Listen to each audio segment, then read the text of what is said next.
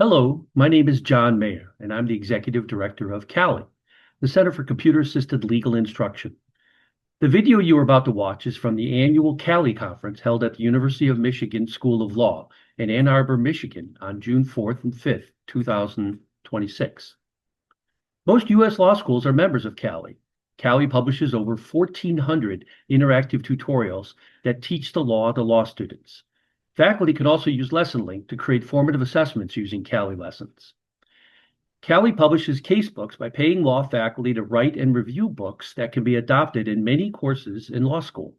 These books are free to download from our website, or print versions can be purchased at near cost. You can download the PDFs or even the Microsoft Word versions of most of our books and add your own commentary before distributing to your students. $300 casebooks are a thing of the past, and adopting one book from CALI saves you more than your entire institutional membership. If you would like to learn more, email me at jmayer@cali.org. I would be happy to visit or zoom into your school to talk about CALI.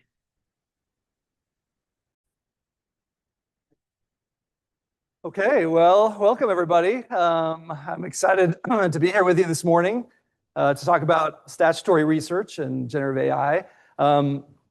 Thanks for joining me. It's so early. To me, this is really early. It's like 7 in the morning where I come from. So I don't know how the Hawaii guys do it and function at any of these conferences, but I'm really excited to be here with you. My name is Shawn Nevers. I'm the director of the Law Library at Brigham Young University in Utah.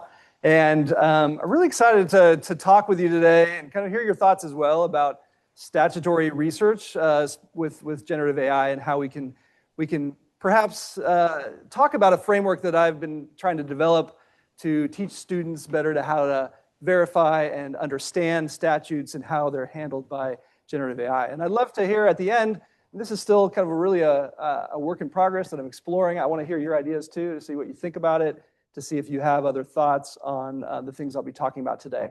To start though, I want to talk about three things that you may find not to be very related, but I'm going to try to relate them. And they are the United States Code, in and out, and acupuncture. Okay, so I figured I thought I should have brought probably a prize or something to see who could make the best connection between all these three things, but I didn't do that, so I'm just going to go ahead and talk to you about this myself. The connection between all these three things are that they kind of help explain why I'm really interested in this particular aspect of teaching and teaching with generative AI, of statutes. So number one, these first two are things about me. And number one is that you have to know that I am a United States Code junkie. I love the United States Code. I write about the United States Code. I research the United States Code all the time. So statutes are kind of something that's really near and dear to my heart. This is actually, this is a picture of me holding the first copy of the first edition of the United States Code from 1926.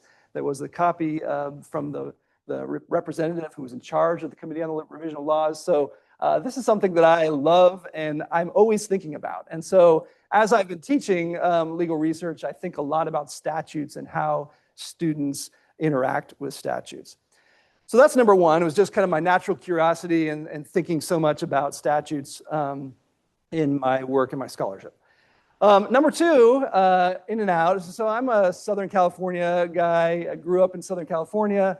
I love In-N-Out Burger. And this represents to me a little bit about myself in that I'm a very predictable person. Now, I grew up in Southern California. In-N-Out's like my favorite restaurant. I go there all the time. I get the same thing every time, a double-double with no onions and fries. That's just what I get every time I go. We had this conversation with my wife the other day. We were going to go take my son to lunch, and she asked, "Do you want to go to In-N-Out?" And I said, "You know the answer to that question, right? I'm very predictable. I always want to do that. I get the same thing every time." Now, how does this relate to legal research and statutes in particular? Well, someone made a comment yesterday that kind of goes along with this. And when we're talking about generative AI systems, one of the frustrations that I've always had and that this person expressed yesterday was kind of the unpredictability of these generative AI systems, right? I'm a kind of person that I like to do something in my office a bunch of times, and I like to go into the classroom and then replicate it and have it work the same way it did in my office, right? And that does not work anymore with generative AI. What you do in your office, when you come to class, it's going to be very different. What the student's experience is going to be different from what your experience in real time. And then the other thing that really bothered me was that every system is so different in the way they handle different problems and the output they produce. Now, that's not to say Westlaw and Lexis, the traditional versions, weren't different, right? Susan Neville-Amart wrote her article about how the rankings of the different cases might be different, but the reality is they're pretty close, right, when you're using the traditional search methods. With generative AI, that's just not exactly the case, right? We can get wildly different results. And the thing that always bothered me was that even when I'm using like Westlaw, it might be very good at one problem and not good at another problem, and good at another one, or Lexis, even Claude or some other version that's not a legal version might do really well on one, but do terrible on another. And so this kind of unpredictability got me thinking about, how do I teach students to evaluate these sources, and could I come up with some kind of framework that would help them, rather than just kind of saying, well, just make sure it's all right in the end, or I couldn't say that one source was better than the other, like I might with a Westlaw or Lexis. And so I started thinking about how I could present this to the students in a way that they could have some kind of framework that could be used across multiple sources, okay? The last one is acupuncture, this did not come to me in epiphany when I was on the acupuncture table. I haven't done acupuncture, but this is a problem that I use in my first year legal research and writing class that deals with acupuncture. And the question is, the most basic element, the most basic version of this question is whether an acupuncturist is a healthcare provider under medical malpractice law in Utah. Now, like many of you, as the generative AI tools have come out and we've been exploring with them, we've been testing how the different tools do with the problems that we already have.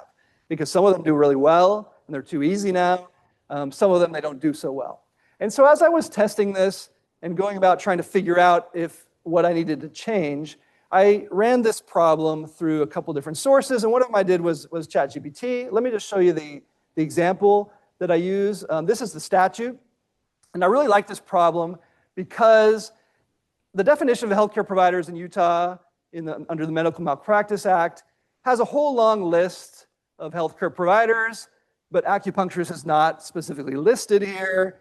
And then there's a catch-all phrase about others rendering similar care and services.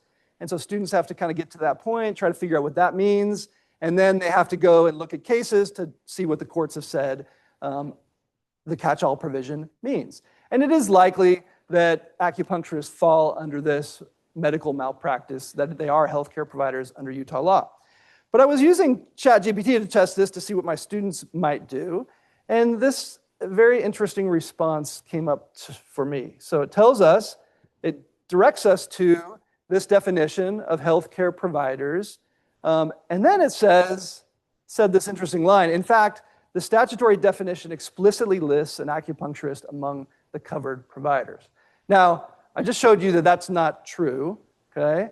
But the thing that was interesting to me was not just that, we read about hallucinations, we know about those, but it has a site, and the site goes to the Utah legislature's website, right? And so I was curious about that, and when I clicked on it, this is what I found that it was citing to and using to kind of bolster its response.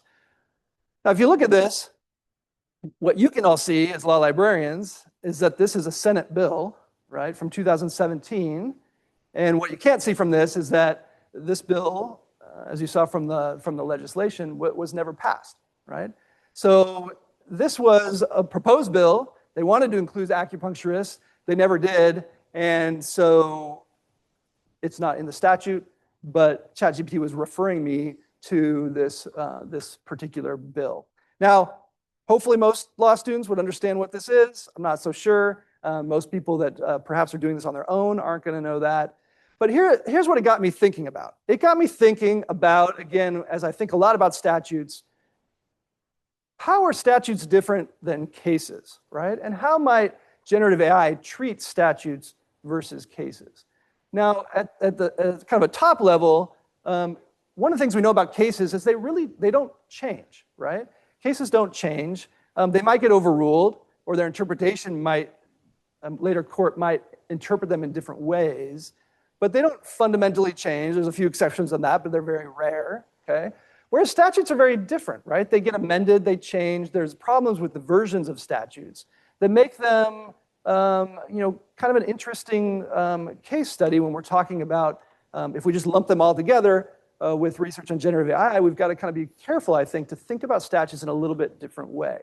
And so that got me kind of going down this path of trying to understand what would be a way that we could talk about statutes and what are some of the differences about statutes that would be good to talk to students about and really kind of teach them that statutes are different than cases and try to create a framework that they could go through. Now, before I get into that framework, let me just talk to you a little bit about how I approach teaching statutes already. And I don't want to discount the kind of traditional methods. I still use this, and I think they are important. And I think Heather's talking about them in another session right now about kind of traditional methods of teaching legal research. But I think this is helpful to think about kind of at least the way that I approach statutes when I'm teaching students. So I talk about statutes within a broader legal research process under codified sources, that we should always be looking for statutes. But then what I do beyond that is I really focus on some research essentials that they think that they all should know, and that I want them to be able to tick off in their minds when they're approaching a statutory problem, right? So, for example, I want all my students, when they finish my class with me, that when they see a statutory problem, they're thinking, okay, is there an index? Would that be helpful, right? Because it's giving me some an intermediated source. It's giving me some technical terms. That could be something that's helpful for me to find a particular statute. Am I looking at the definitions, right? Am I finding the definitions section? Am I understanding what the definitions mean? And then also getting to the annotations, understanding what the statutes teach us, what the statutes lead to the cases so that we can interpret the statutes, and then always getting to the table of contents for the statutory scheme. So I can open up that table of contents, get a sense of what the whole statutory scheme looks like, okay? So these are the things I'm really focusing on when I'm teaching statutes. I'm trying to give them these essentials to kind of check off as they go through to make sure that they are checking those boxes to make sure they understand the statute better than just kind of jumping into it and trying to remember every different time what they should be doing. But if they have this kind of framework, then they can, no matter what source they get into, they can make sure that they're getting everything that they need, okay? So with that, I started thinking about this idea about why statutes might be different with generative AI. And if I could create somewhat of a problem framework here that would allow my students to kind of, as they have AI input that involves statutes, what are the things that they should be kind of checking through to make sure that they understand if the output is correct, right? If we have everything that we need, and talk about some of these problems that are somewhat unique to statutes, maybe not all of them. There are some versions in case law about some of these problems. But my hope is that, I guess what I was saying earlier is that it was kind of really a struggle for me to know how to teach this, right? To really teach critical thinking skills when they're just kind of looking at an AI output that has statutes or other things as well. But how do I get them to really think about what they need to do to analyze a statute, analyze this particular response when it deals with statutes, okay? So I want to go through these and show you some examples, and I talk about these with students about these potential problems. The versioning problem, which we just saw, case law problem, summarization, and this historical problem with statutes. Now, you might look at this and you might say, well, isn't it enough to just tell them to verify everything and watch out for hallucinations? And that could be one approach, right? But for me, I think as I deal with statutes, when I think of hallucinations, sometimes it depends on what we define as a hallucination, right? I think a lot of our students are maybe look at this as something that just doesn't exist, and maybe that is one good definition of it. And I think that makes sense, that we think about something that really isn't there, okay? And I think in the case with statutes, there are some cases out there where the courts have shown that the case just did not exist, right? There's hallucinations. But there's also many other cases that I'm going to try to show you today where it is pulling from something. There isn't nothing right there, right? There's not It's nothing that is triggering this. It's not a pure hallucination, but it's a misinterpretation based on something. And I think if the students can understand that many times what AI is going to bring you back is something that's there. It's a version of this, or there's a problem there, but it can lead you to other things. Then I think we're getting students to really kind of think more critically about the statutes and the output that AI is giving us in the statutes. And I think for me, that's probably the most important part of this is maybe not just saying, well, does it exist or not, but trying to get them to think through and be more critical in their analysis of the AI output with regards to statutes, okay? So let's jump into these, and I'll show you some of these examples and talk to you about why I think that these are unique to statutes and how we might talk to them about students. Now, the first problem that I see with statutes and AI output is the versioning problem. Let me just go back to this before I jump into that and explain to this case. The versioning problem is what we just saw with the acupuncture problem, right? Is that statutes have different versions, and sometimes AIs have a difficult time knowing which version we want, okay? Now, hopefully they're going to give us the current version if we're looking for the current version, but that doesn't always happen. So we saw that with the acupuncture problem. It gave us something that never passed and was not actually the law. It was a different version. It was a bill version of the particular statute, okay? But this happens in other ways as well. And so one of the problems that I use in my first year problem is a question in Utah about whether alimony can be terminated if an ex-spouse is cohabiting with another person. And so this is an example from Claude. And I like this problem a lot because the statute has been modified and changed quite a bit over the last couple of years, okay? So it's been fun to it's interesting to give it to the students and see what they do with it. It's also interesting to give it to AI tools to see what they do with it. But the basic answer is that yes, it can be terminated. But the statute here that you see in Claude is an old version of the statute. This is Utah Code 30-3-5, and it tells us that, yes, on remarriage or cohabitation, which is kind of the basic answer, but the statute has been changed, and it has been updated to a new statutory section, which I think is 81-4-5, okay? So we can see here that, at least for Claude with this one, it pulled, and I did this a couple weeks ago, that it pulled this old statute that has really been out of date for the last three years, okay? So again, the versioning problem, it's pulling from an old version of this and telling me that that is the correct citation, okay? Here's another one. This is from a court case in Indiana where the court found that the attorneys had used AI. And again, another problem of the version problem, where plaintiffs say they cite this particular Indiana Code section, and then it says a search of the Indiana Code statute reveals that it has been repealed, and then there's some other hallucinations with cases where they just don't exist, okay? But again, this is kind of a versioning problem where the attorney, the AI was looking for something, and the old version of the statute appeared to have maybe answered the question, okay? And so the attorney ended up citing it. But it wasn't that the statute didn't exist. It was no longer good law. And so again, this is an issue with the versioning problem that I mentioned before, that sometimes we get an answer, but it's an old answer, and we've got to be aware of that, okay? Another one that is from Arkansas from this year, talking about some hallucinated cases, but also at the end it says, and McLean, who is the attorney, McLean cited a statute without noting the statute has changed for a proposition of law that the statutory text does not support, okay? So again, AI, perhaps like hallucination, trying to find something for you, kind of found a version of the statute that seemed applicable, but again, the attorney didn't go in and update it, make sure that it was up to date and the statute had changed. But this problem, this versioning problem, is something I think is something that we need to teach students, help them understand that, yes, I can give you these different answers, and sometimes they're right? And sometimes it's very helpful. But other times, because statutes change, you may get something that is not the most up to date. And we need to make sure we understand the versioning problem. Okay, that's number one.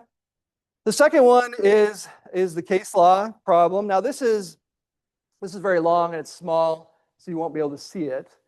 But one of the things that, one of the things I'd love to test at some point, but it's just kind of my hypothesis, is that, large language models really like lots of language, right? They really like language. They like to have it to interpret things and to give background. And so one of my hypotheses is that, that large language models really like cases, right? They really like cases because there's a lot of words and they explain things. And statutes, sometimes they can do a good job, but there's not as much there. And so oftentimes, when you do a search, you will find that the AIs tend to go into the cases to get your explanation for the statutes, okay?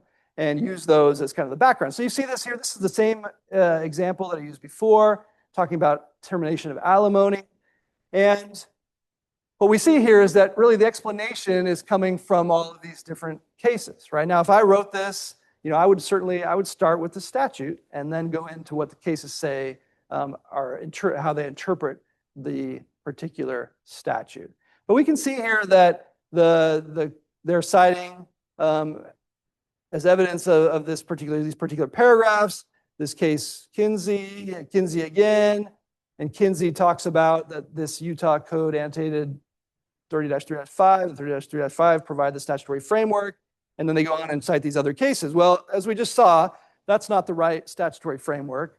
It's actually a different citation number now, Utah Code 81-4-5, and things have changed there.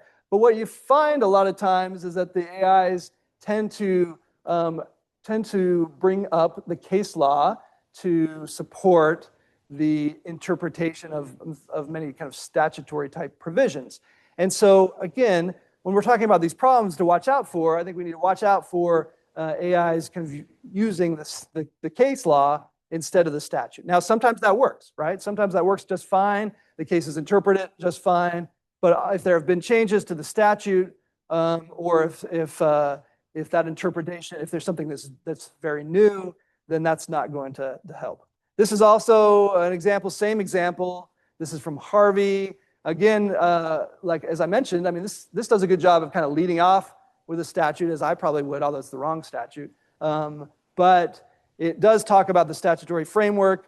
But then you can see here down in the definition of cohabitation that they're saying Utah courts have interpreted cohabitation to involve more than a mere roommate arrangement.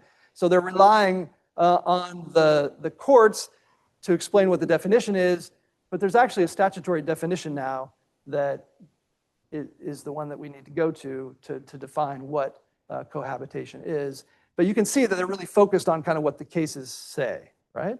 And so it's important to kind of, I think, with this problem, think about how the cases might be used by AIs, and if there are errors in them because there's a new law or something's been overruled, it doesn't always pick up on that right away, okay? Okay, so that is the case law problem. The next one is the summarization problem, okay? So the summarization problem, this is one that I think could be applied, obviously, to case law as well. But we know that that AI tools, they like to summarize things and provide us with output that is hopefully shorter, and we can summarize cases, we can summarize statutes. Now, let me tell you why I think this is more of a problem with statutes than maybe it is with cases. And that's that I think that when we're talking about case law, most of the time we're going to read something and it's going to be obvious, I think, that it's summarizing a case, right? I mean, because the cases are long, we're not reading it. I think that we know that it's going to kind of be giving us something that we can digest about a case. And then I think the natural thing, hopefully, is to go and read it and understand it, which I hope it is the same with statutes as well. But I think one of the problems with this, with the summarization problem, is that statutes are already pretty short, and when AI output talks about statute, it usually talks about it in a way where it's kind of saying, this is what the statute says in some short language, and it doesn't give quotations, which should tee you off to understand that that this is not a direct quote and you should go look at it. But I can see why some, especially students, might be a little bit confused by it, and hopefully not. But what I want to teach them is that we need to be very careful about statutes being summarized by AI. So this is one example from the problem that we just had. Again, this is Protégé, and it did a good job finding the new version of the statute. But it says, cohabitation is defined as living together in the same residence on a regular basis in a romantic or sexual relationship. Now that is pretty close, right? This is the actual definition from the statute. So it gets a lot of the wording, but it's not exactly right, which I think is a big problem and might be even a bigger problem when we talk about statutes, because we've got to get the language exactly right? We know that. And I think that there is some worry, at least that I have, that sometimes students will look at this, they'll kind of read it, they might just write it down and think that it is a quote, and then they will be wrong. Now, in this case, maybe it doesn't matter. It's pretty close. It's not totally wrong. But I think we've got to be very careful about this when we're dealing with statutes, because the language is so critical. And I think that it often presents as like, well, this is the definition. It's defined as this. And it kind of seems like a quote, even though it's not. Okay. A couple examples from case law that I'll mention. And I should mention right now, I mean, all these cases come from the list from like Charlatan that puts together all the AI hallucinated cases. Most of them are case law, but I've gone through and kind of looked at which ones are statutory. And it's interesting how some of them map on to these particular problems that I'm talking about here. So here's one from the Seventh Circuit from this year, where the attorney wrote that the Section 10 of the Doxing Act defines the term personally identifiable information. So this is on this side, to include name, address, telephone number, etc. And then there were a couple problems. One of them was that, well, really this is the court writing, that the definition comes in Section 5. And despite the use of quotation marks, that's somewhat close, but not quite right? So the court's kind of identifying here that, hey, it's kind of right, but it's not the exact words. And they provide in a footnote the actual definition of personally identifiable information from the Act over here. And you can see that there's some overlap. And when I look at this, I mean, they didn't call it a summarization problem. But when I look at this, I mean, this is you could kind of see that this is likely the AI summarizing this for somebody, and they just kind of took it verbatim and put it in their brief. Okay, so again, we've got to be careful of that, and all these examples are of attorneys who have done this, right? So here's another one, Arizona Court of Appeals from this year as well, about termination of parental rights. So the mother, in this instance, talked about this Section 8-5331 of the Arizona Revised Statute, states that abandonment is measured by a parent's conduct, not the parent's subjective intent. Okay, and what the court is saying here, I didn't put everything in here, but they're kind of saying, well, mother has cited this language from the statute, it doesn't exist, right? And it's a hallucination. And I said, well, that is kind of right, but I think it's also, if you look at the statute itself, if you read that, I mean, you could see where that is a plausible explanation, or at least something there that, depending on how they wrote the query, that you can see it really deals with conduct, right, not intent. And we want to see what actually happened to the child and what the parent has done for the child. Okay, so again, I think similar things, that this attorney probably got a summarized version of the statute, probably was right in the right place, but just didn't go and really track down the exact language and assume that this was the language that they wanted. Okay, last one for summarization. This is Northern District of California. And this one talks about Mr. Davis' motion, talks about in Section 988, clearly states, and anytime you say clearly states, you should probably be right on your quotation, but clearly states that a transfer of ownership of a work of fine art or transfer of any reproduction right shall be in writing. Okay, and he's saying, well, that language wasn't in there. And it's true, it wasn't in there, but there's a section right next to it, Section B, that really kind of says this, right? That transfers of rights have to be kind of by an instrument note, memorandum, or other writing signed by the artist, the owner, or their duly assigned authorized agents. Okay. So again, this idea of that likely this attorney, this is AI output that really was kind of summarizing a version of the statute, obviously not correctly, but again, the AI is prone to summarize these things and make it seem like this is the actual text of the statute. Okay. Okay, so that's the summarization problem that we need to look out for. The last one is this historical problem.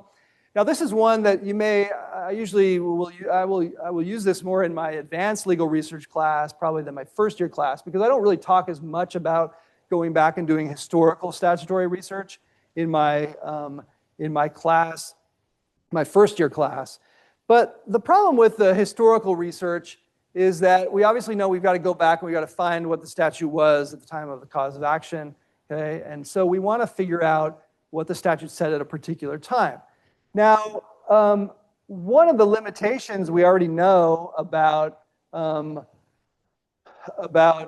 and Lexis is that they don't have all of that information, right? They have some of it, but we already know we have a problem because the historical versions of statutes only go back so far. And so that's something I think is worth talking about with students as well, is that, you know, we've got to understand where the different versions of statutes are and maybe looking at the session laws and other things like that. So that's one problem already, is that kind of that content is not always easily available there, okay?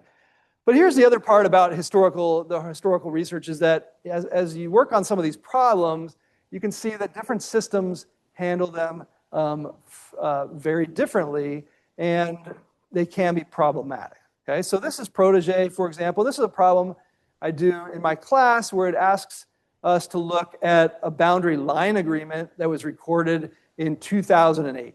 Okay, so it was recorded in 2008, and the question was whether it was properly executed and followed the legal requirements in Utah law. Okay, now what's happened is that there's been a change in the statute. There was a change in 2000. Well, they had 2001. The law was passed. In 2011, there was a change. And over the years, there's become more and more requirements for these boundary line agreements. And so the question here is going back and trying to figure out what the law was under the 2001 statute really is what you have to get to. Okay. Now, when I asked Protege about this, this is what they told me, that a boundary established must comply with Utah Code annotated 57-1-45, and then goes on to list all the current requirements for the statute. Okay, so, and it gives me a link, and then if you click on the link, it goes directly into the current statute. And so this is not that helpful, but it also is pretty clear that it doesn't really do this. I mean, I think, you know, you could probably say from the beginning here, I mean, students might get confused. If you ask the question, you assume it's got the right answer, which is, I think, why we need to talk about this. But it doesn't really tell me that this is the earlier version or anything like that. It's just kind of saying this is what the law is. And so, and you'd have to kind of go in and figure that out. So it's not giving you a heads up, but it's not really being too deceptive about it, which is the problem, I think, with the next one I want to show you, which is the Westlaw version. It does better in some ways and then worse in others. So this is from Westlaw's deep research. And I asked this question, and as I was kind of reviewing it and going through this, I thought it was really quite interesting and problematic, because what it tells me is, oh, you want to find out what the statute was in 2008. Well, the statute was originally enacted in 2001 and was first amended in 2011.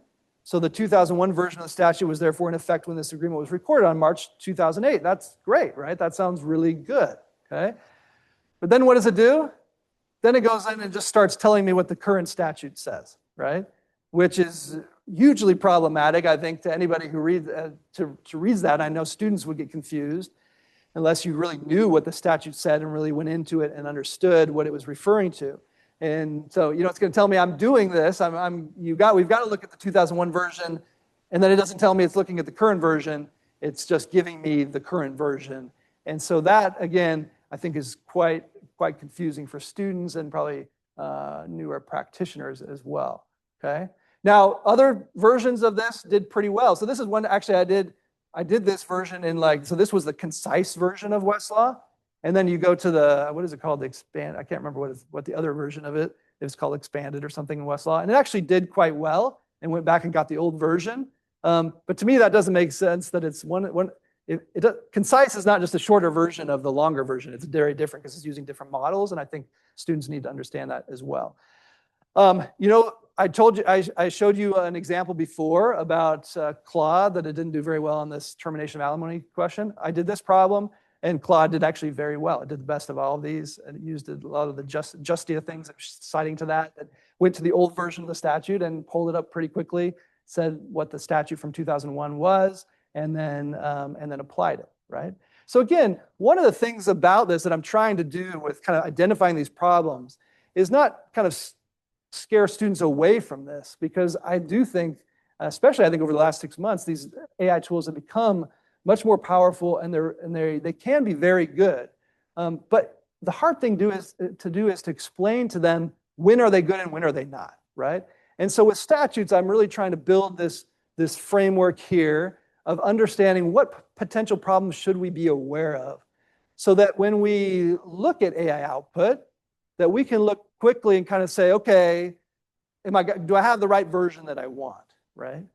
Is it looking at case law too much, right? Is it looking, explaining the cases is explaining the statute based on the cases only, or am I looking at the text of the statute as well?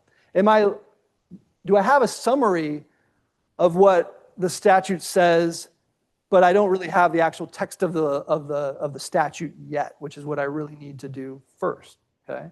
And if I have a historical question, do I really have the right statute even if an AI tells me that I do?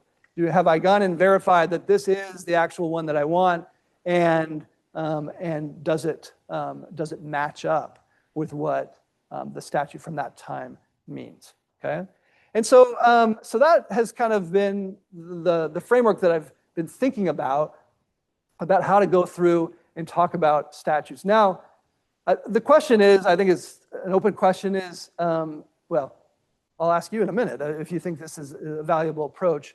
But I also think that this could potentially be done for other different sources, right? We could potentially talk about cases. What are some of the things we really should be looking at with cases that we see might be problems, other than just straight, this case does not even exist, which should be the top of the list, right? Regulations, right? Could we do something for administrative law that maybe is probably similar to the statutory version of this, that we should have some types of problems that we see in regulations?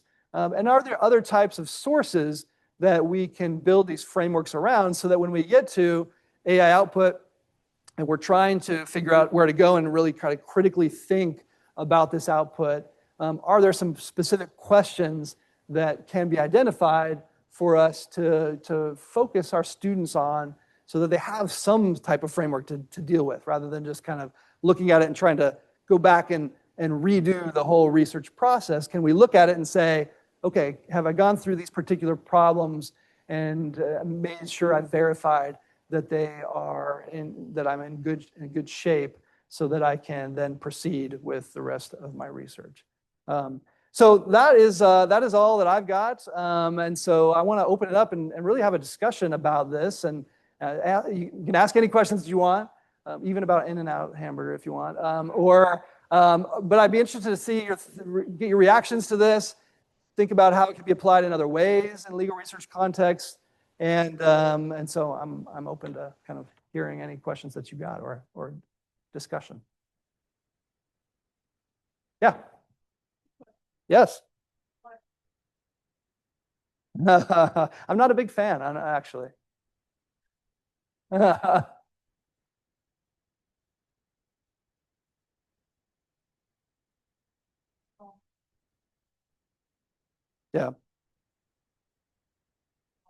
Yeah.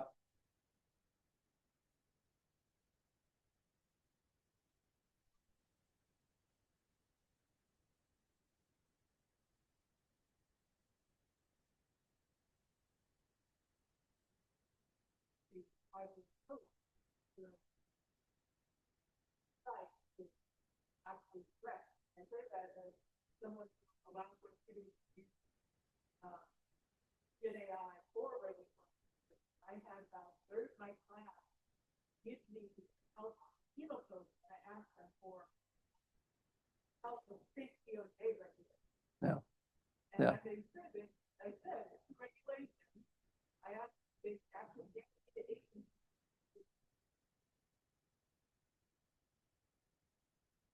Yeah. Yeah. Well, I think that's a possibility. There's also a real possibility that they just don't understand statutes and regulations, which is a chronic problem, I think, for law students. But I do agree that I haven't thought deeply about the regulation side of this. I mean, a lot of times there's kind of crossover between statutes and regulations as far as, since they're codified. I mean, not really codified, but they're enacted law in some sense, right? So I think that some of this could be applied in the regulatory sphere. I just haven't thought about it that much yet about how, but I do think it's valuable to think about, this has always been a problem, but now maybe it will be more so with GenAI when, if the GenAI doesn't do a good job of distinguishing between statutes and regulations. And so maybe if there were something like this for regulations, maybe the first potential problem would be, maybe we have identified that oftentimes the AI is going to cite to a statute, even if it means we were looking for a regulation. And maybe that's one of the first things is make sure that there's there's not this problem of like statute versus regulation. Make sure you really have a regulation. Maybe that's very basic, but so possibly that might be one way to address it is kind of thinking about in the regulatory sphere, what would be a way that we could say, here are some potential problems to watch out for. And maybe that's a good approach, even if we're not doing generative AI stuff, right? When you're dealing with regulations, make sure you actually have a regulation. That might be a good way to approach it. But it's a good question. I think one we need to keep thinking about. And I think as I've kind of approached this, I don't think it's the end of everything, but I'm just trying to think about, students are going to use AI, and they're going to need to use AI. And so I want to still teach a lot of the tools that I did before to help them understand it and analyze. But I also want to make sure that they're really critically thinking about the AI output. And this, I think, helps, at least in my mind, helps them kind of step through some things to really do that more than just kind of saying, well, just check to make sure this thing actually exists, right? But good question. Good. Others? Or just thoughts? Yeah.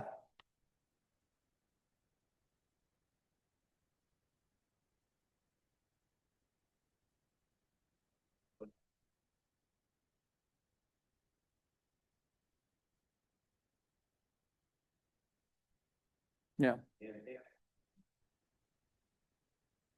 Yeah. Right.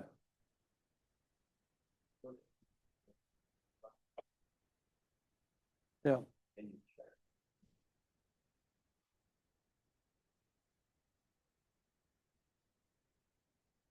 Yeah.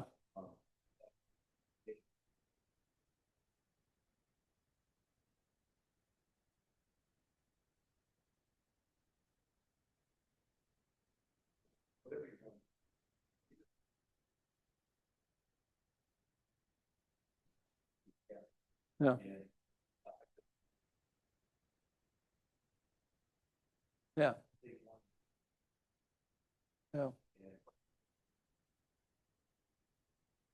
Yeah. Yeah.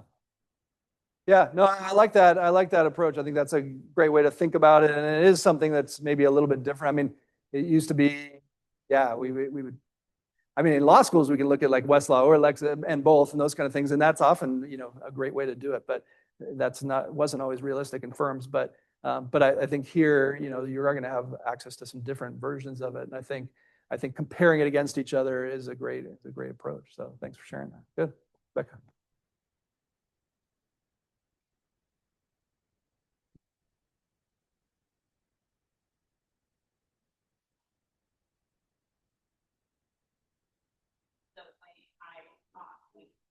Which is pretty similar. Yeah.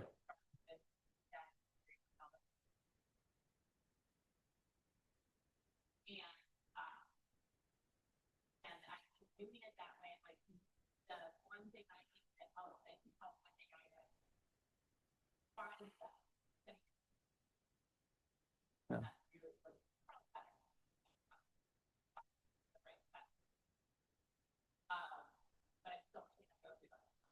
Yeah.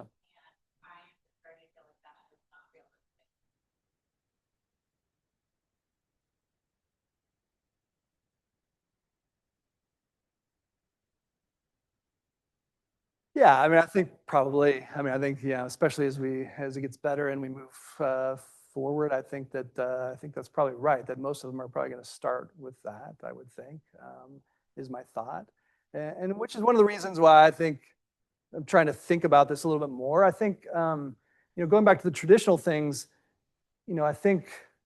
Yeah, I haven't quite figured out if we've kind of moved beyond all those things, but I do think they're valuable, right? And that even if you started with AI, I mean, the things like, especially like definitions or annotations, I mean, I tried to run, you run these things and you'll get some good cases, but you're not going to get all the cases, right? And so having another tool, I mean, we talk about many different AIs, but I think having that and then going back to some of the text of the statute itself and finding the annotations is a valuable thing. So I think that those things are valuable. I don't know that the starting point is really the same anymore. And the only thing, I mean, I talk about indexes, but I have modified a little bit where I think that it's a way, I think, in some ways to check sometimes now, right? You have an intermediate source where somebody's kind of gone through and told you that these are all the different sections on this particular thing, class actions or something like that.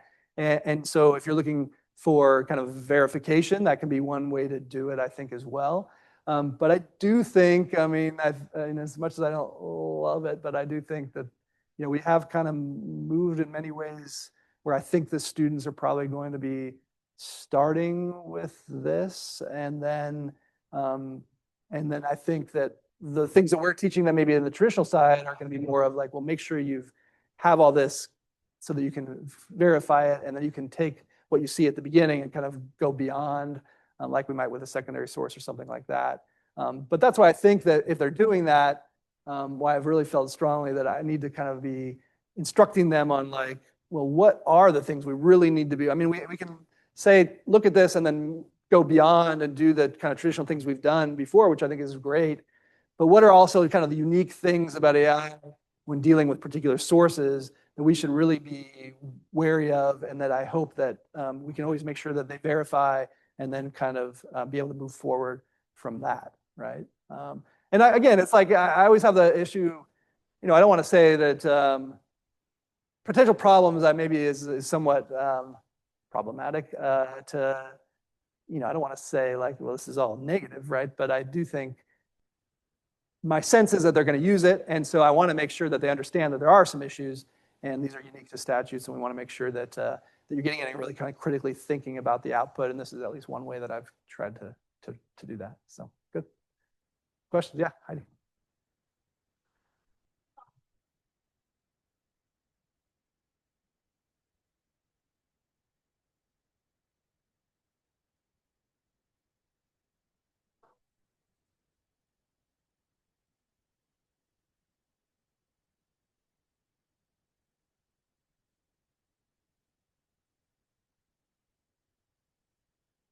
Yeah. Yeah.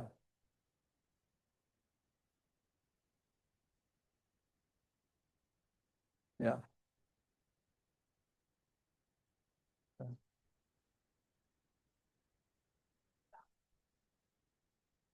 Yeah. Yeah. That's a very good question because I think like for me, I sometimes when I'm getting into AI type things, sometimes I think this is taking me more time than I would if I could just, but I'm sure over time it would cut down. But I think I think when AI first came out, I think my thought was in legal research is like, yeah, well, you still got to go, you might get this at first, but you've got to still go through the process and verify all these things and find other sources that aren't through AI. And so I felt like in some ways it was somewhat inefficient, maybe, but I'm thinking maybe that's because I have that experience. But I think as it's gotten better, I mean, I think that there is a lot of value in if it can do it well, which a lot of the problems can give you at least something to start with. And I mean, the concern I have with students is always this them taking it as kind of gospel truth, right? And just kind of say, oh, this is my answer. And so that's why I think that, yes, I think it takes a little time, but I think in my mind, that's good, right? Because we want them to be more critical thinkers about this. I mean, my worry about all of this is that they don't become really able to understand and they're just going to take the output and kind of go with it.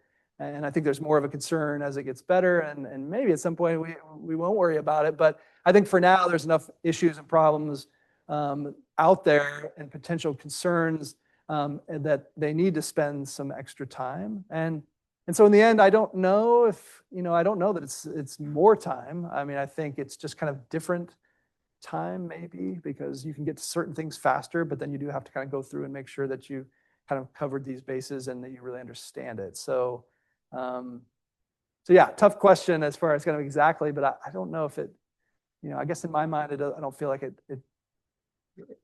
it's totally inefficient. I think it does take some time to do these things, but I think it's, to validate and really kind of do the critical thinking. I think it's important.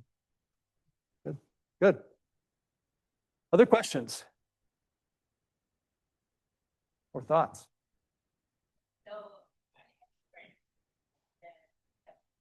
Yeah.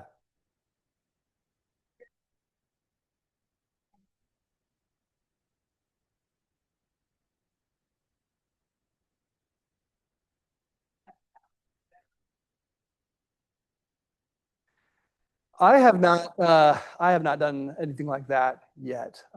Mostly, it's kind of teaching this, and then I think like I approach my other part of this. I mean, I think there's a couple ways you can do this as a teacher, right? I think that you could try to come up with problems that kind of address some of these issues.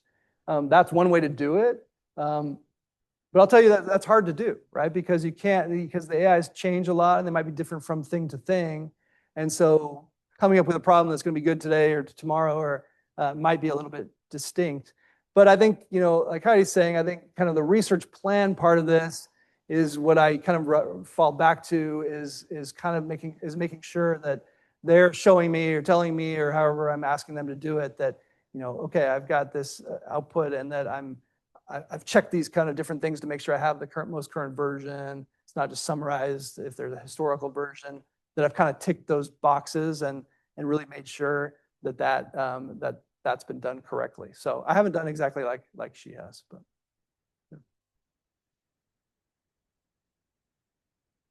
Hey, anybody else? Okay, well, thank you very much.